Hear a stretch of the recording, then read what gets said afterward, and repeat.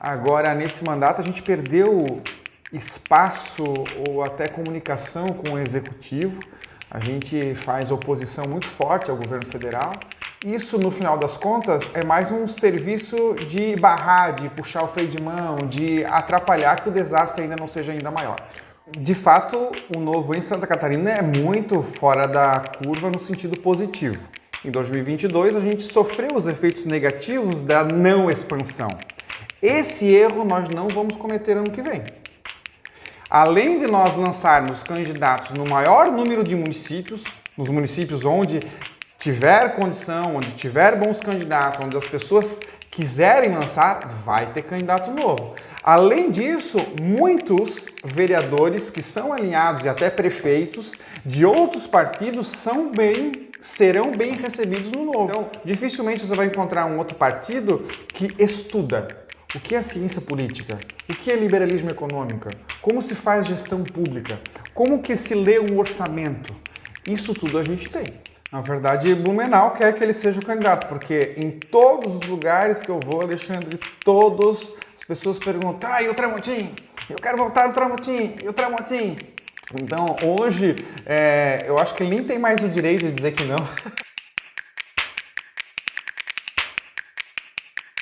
Olá, o Informe Blumenau Entrevista já está no ar. Seja muito bem-vinda, seja muito bem-vindo. Hoje a nossa conversa é com o deputado federal Gilson Marques, ele que é do Partido Novo. Deputado, obrigado por ter aceito o nosso convite mais uma vez. Seja bem-vindo. Eu que agradeço, sempre um prazer conversar com você e os seus eleitores e apreciadores aí do teu canal. Maravilha. Nós entrevistamos o deputado no comecinho de março, quando ele estava começando o segundo mandato, lembrando que o deputado foi reeleito, e agora nós estamos aí fazendo um fechamento desse primeiro semestre da nova legislatura. Deputado, qual é a sua avaliação, primeiro, do seu mandato nesse período? Eu tenho particularmente apreciado porque é uma realidade diferente. Agora, nesse mandato, a gente perdeu espaço ou até comunicação com o executivo. A gente faz oposição muito forte ao governo federal e, além disso, o Novo não atingiu a cláusula de barreira, isso nos colocou numa posição ruim, mas, por outro lado, como é o segundo mandato, eu costumo dizer que eu troquei de faixa, né? Então a gente está mais experiente, mais espaço, tem mais respeito com os colegas, e essa atitude de oposição declarada, digamos assim, faz com que a população nos cobre a cada atitude errada do governo federal uma resposta imediata. E como são muitas essas demandas e nós somos poucos em oposição, a gente tem trabalhado incansavelmente. E isso, no final das contas, é mais um serviço de barrar, de puxar o freio de mão, de atrapalhar que o desastre ainda não seja ainda maior. O senhor falou que são poucos de oposição, mas a oposição ao governo federal eleita no último pleito foi predominante, né? O partido do ex-presidente Bolsonaro fez aí a maior bancada e, em tese, vários partidos. O Novo realmente deu uma diminuída. Mas o senhor acha, então, que o seu trabalho agora é trabalhar sendo um fiscal, um opositor? Sim, é óbvio que essa oposição ela não é a depender de quem propõe, porque eventualmente pode vir alguma proposta mesmo que do governo, mesmo que do Lula, que seja positiva, e aí nós iremos apoiar. Por exemplo, agora tem uma ideia de liberar os jogos de azar, é uma pauta que eu defendo, que acho que as pessoas não podem ter que ser obrigadas a participar da Loteria Federal, que é monopólio do Estado. Enfim, independente de quem vem, a gente vai defender. Mas, em regra, a gente tem impedido que as pautas ruins do governo avancem. Com relação à maioria, que você diz, de oposição, isso é um equívoco da maioria da imprensa.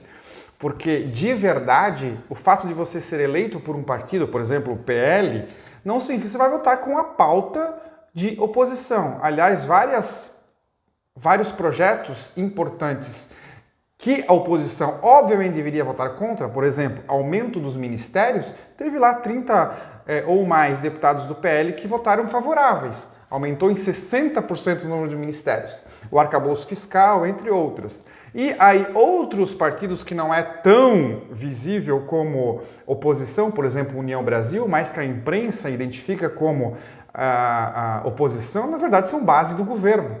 Então hoje, se eu pudesse dizer um número entre os 513, eu ia dizer que é menos de 120 parlamentares de efetiva oposição, de verdade, independente aí da sigla partidária. Então, e quando eu digo oposição, que foram eleitos pelo arco de oposição. Foi a mesma coisa com o Jair Bolsonaro. Se elegeu com uma minoria e construiu, que faz parte da conversa entre legislativo e executivo. Reforma tributária. O senhor se posicionou contrário à proposta de reforma tributária. O senhor estava no Congresso ano passado, na legislatura passada. O senhor participou das discussões que foram feitas durante a última legislatura? O que mudou para essa e por que o senhor votou contra?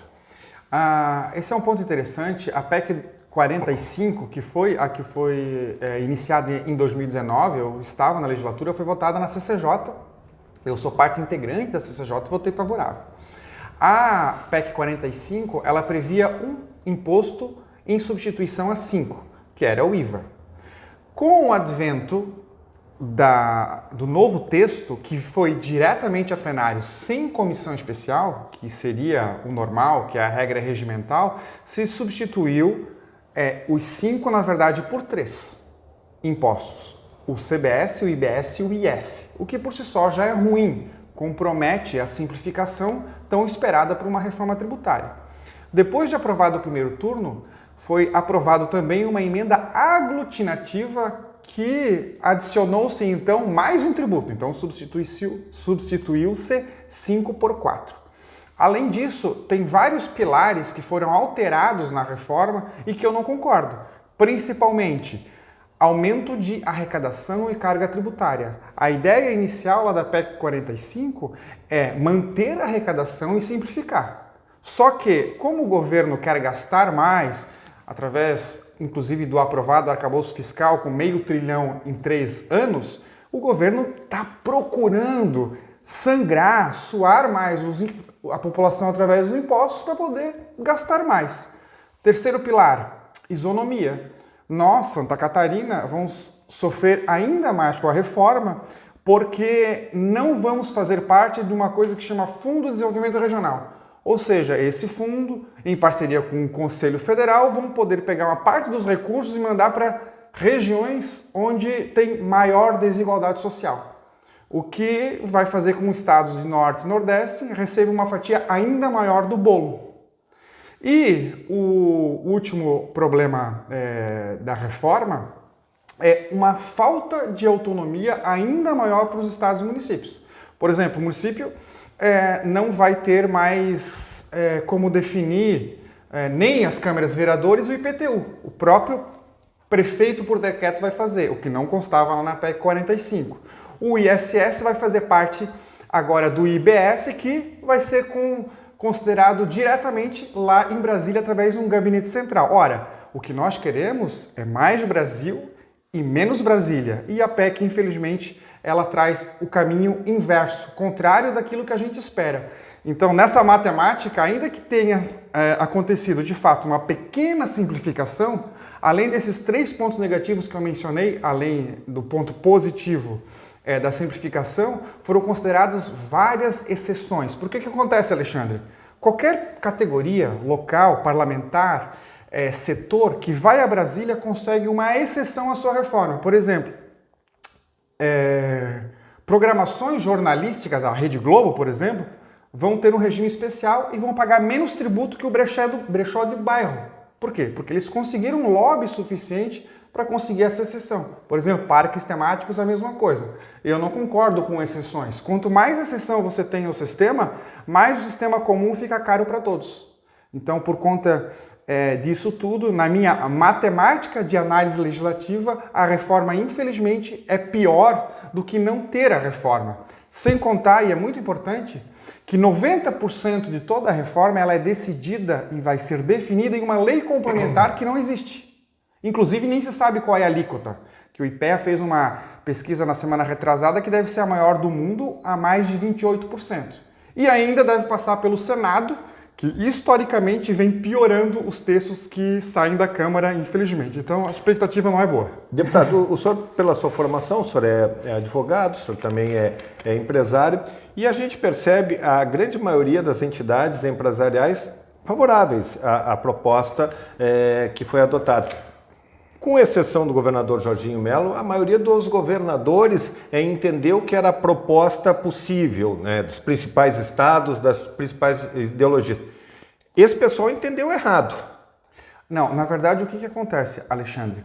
As associações comerciais, industriais, majoritariamente são favoráveis, porque de fato para a indústria vai ser bom. Eles vão reduzir a carga tributária, vão simplificar, o que a atividade vai fazer com que ela seja mais fácil e rentável. Por exemplo, por que a gente tem uma construção civil arcaica hoje?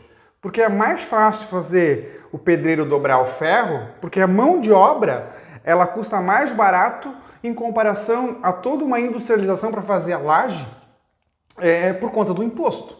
Então isso se resolve. Mas agora o setor do serviço, que representa 70% do PIB, vai ser prejudicado. A ideia inicial era onerar um pouquinho mais o setor de serviço e desonerar o setor da indústria, sendo que essa soma global deveria ser a mesma.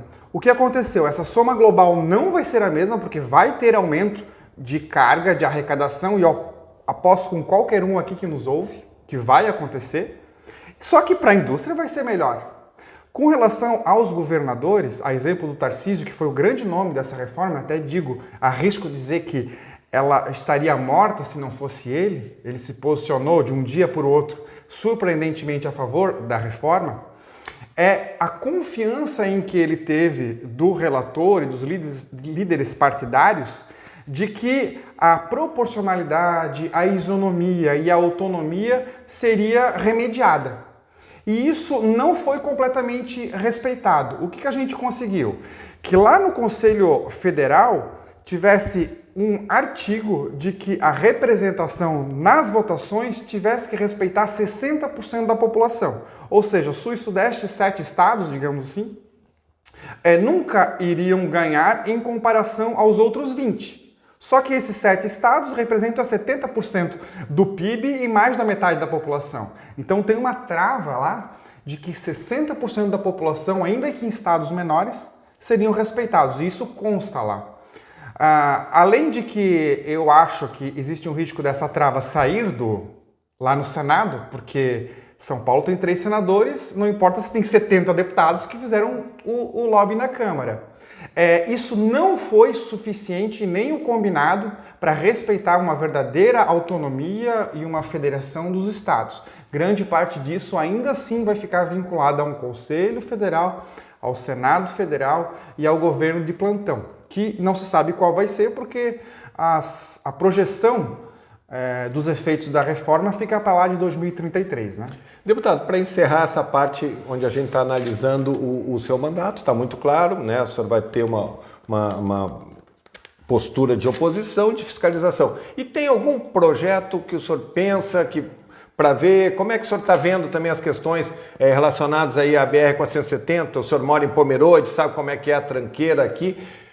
Como é que o senhor está também planejando algumas pautas que sejam propositivas? O que acontece, Alexandre?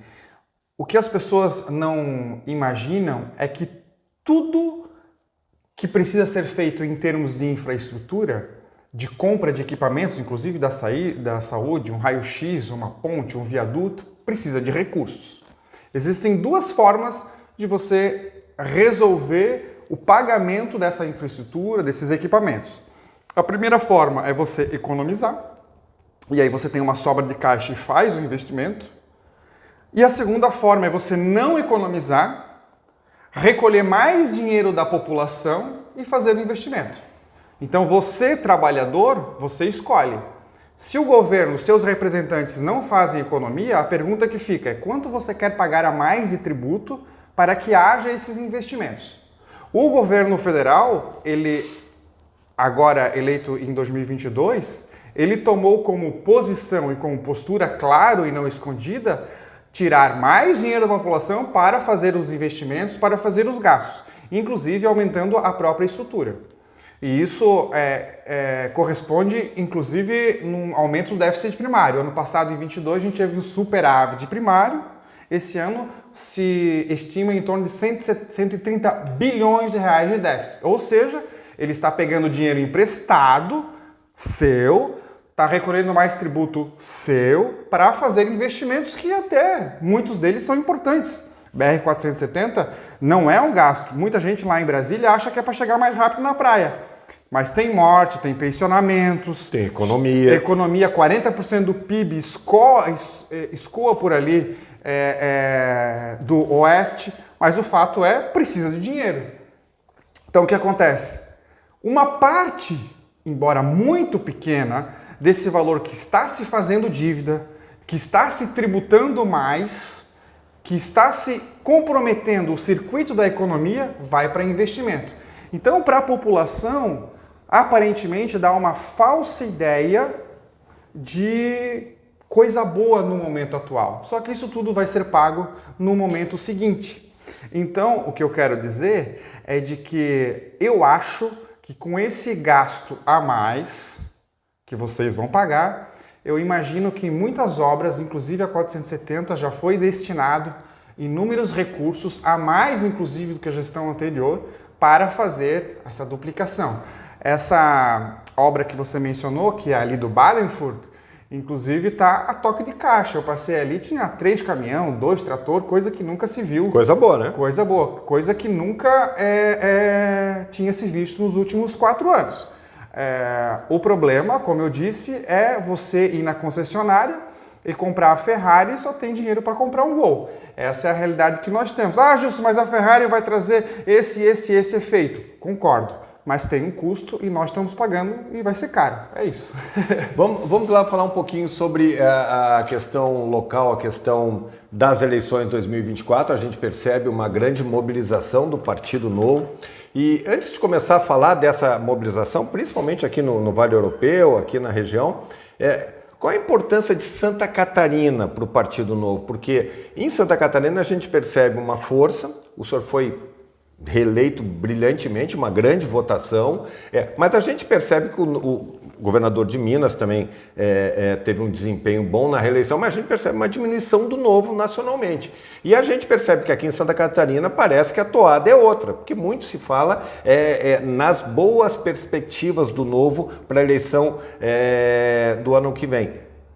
Realmente é um ponto decisivo o Partido Novo? O Partido Novo tem essa conversa entre vocês de uma organização forte em Santa Catarina para se projetar nacionalmente, lembrando que o presidente nacional não é daqui, mas mora aqui na região? De fato, o Novo em Santa Catarina é muito fora da curva no sentido positivo. A gente disputou em 2020 somente 6 municípios e elegemos vereadores em todos eles e em muitos deles, 2 ou 3, mais de um vereador. E também elegemos o prefeito da maior cidade, que é Joinville, o Adriano, que inclusive está com 92% de aprovação. Em Blumenau, todos sabem que a gente não foi para o segundo turno por menos de 2% dos votos. Então, mesmo cometendo erros em 2020, qual é o erro? É de que não podemos, não abrimos para que todos os municípios, mesmo aquele que queriam ou tinham condição... Pomerode é um grande exemplo, com o senhor puxando o voto ali. É um grande exemplo, não conseguimos. Então, essa falta de estruturação, de capilaridade, um pouco de receio de manter a qualidade, fez com que a gente definhasse no sentido de não ter uma boa base de pessoas, e muitos deles até descontentes por não ter feito o Novo na cidade, em 2026. Então, em 2022, em 2022 a gente sofreu os efeitos negativos da não expansão. Esse erro nós não vamos cometer ano que vem.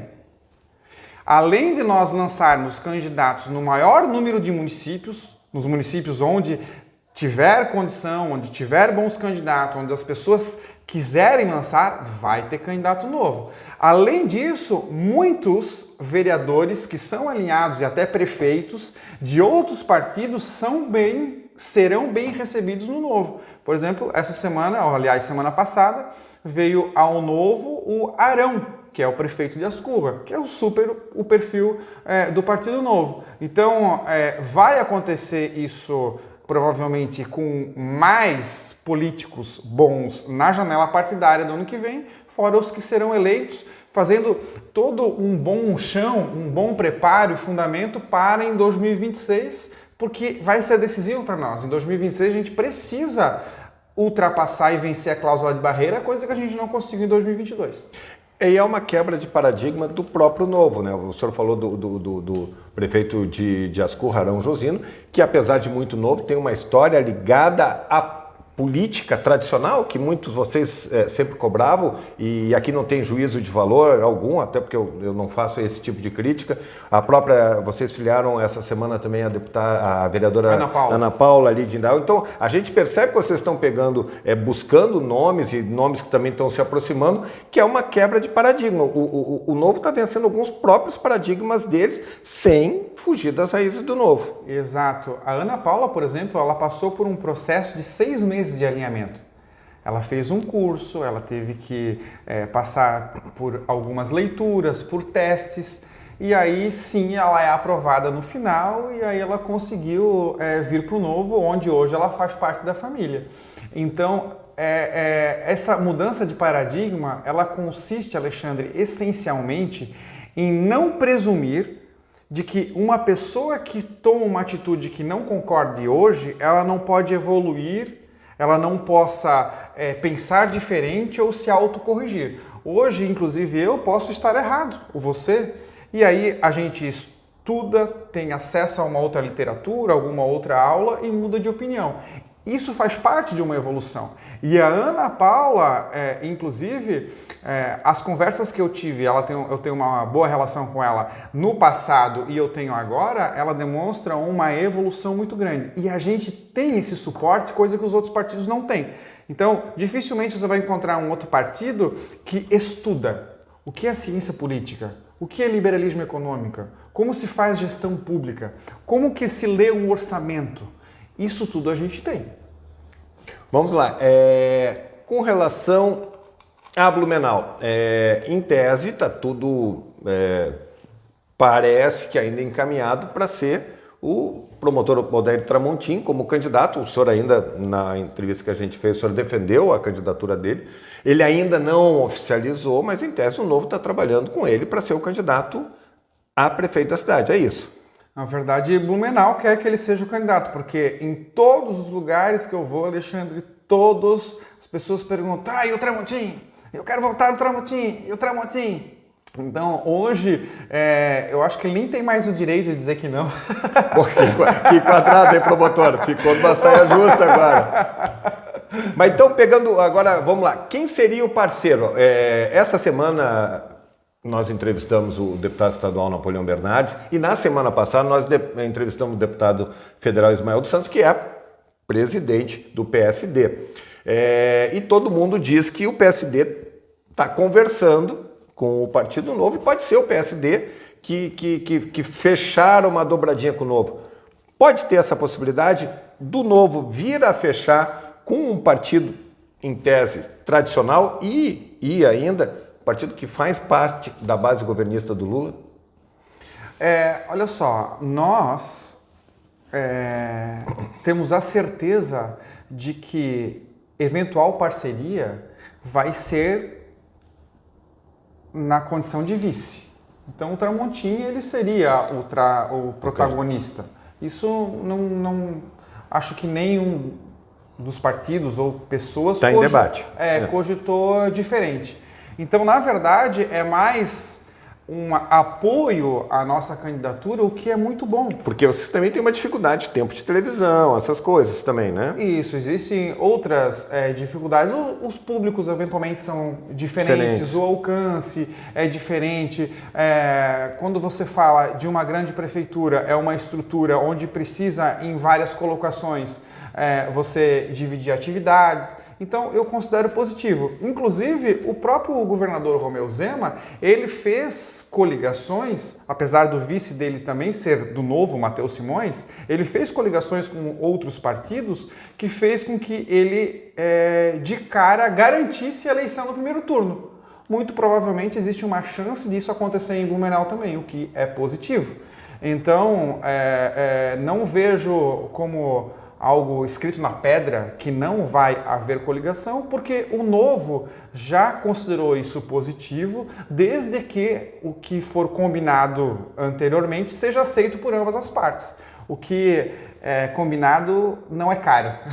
E o papel do deputado federal Gilson Marques? O senhor chegou a comentar que até poderia eventualmente ser candidato em Blumenau, caso o promotor não aceitasse, mas que o promotor era o seu candidato. Vamos lá. E o senhor vai colocar o seu nome à disposição para Pomerode, para outra cidade? Pois é, Alexandre, eu tenho adiado ao máximo esse negócio. Por isso que é bom quando vem aqui, porque daí eu pergunto. Até porque se edita o vídeo, a minha mulher fica sabendo. E essa parte vai ser editada, então pensa na resposta. Alexandre, eu não gosto de fechar portas, né? Eu quero contribuir o máximo possível.